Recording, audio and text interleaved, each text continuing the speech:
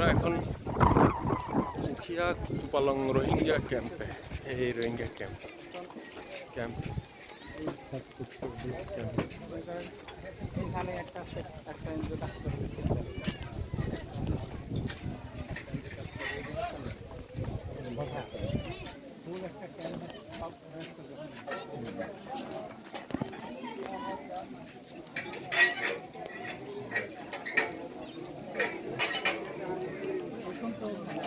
আসলে রোহিঙ্গা ক্যাম্পে ঢুকতে হলে নির্দিষ্ট গভর্নমেন্টের অর্থাৎ প্রশাসনিক কর্মকর্তাদের দেওয়া কিছু কার্ড আছে।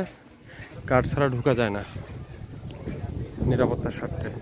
তবে হয়তো আমরা কিন্তু কার্ড ছাড়াই ঢুকছি, কারণ আমাদের সাথে একজন আছে জসিম ভাই ব্র্যাকের। দেখতেছেন এখানে ওনার ব্র্যাকের একটা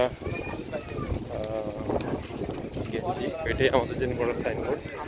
কারণ ওরা ব্র্যাকের যে কোনো এনজয় করার যথেষ্ট রেসপেক্ট করে, খাবার দেয় তো রোহিঙ্গাদের সব মিলে। যাই হোক, যাই দেখা যাচ্ছে সামনে সবই কিন্তু রোহিঙ্গা।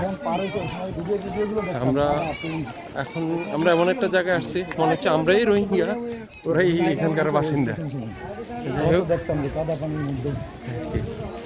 তা আমরা যাচ্ছি ব্র্যাকের হেলথ সেন্টারে যাব। দেখি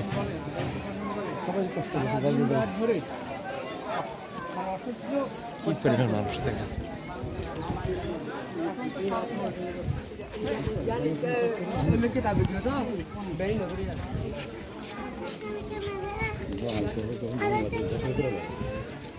কোন এক সময় কক্সবাজার উত্তর দখলে যাবে। আমি একটা জিনিস খেয়াল করতেছি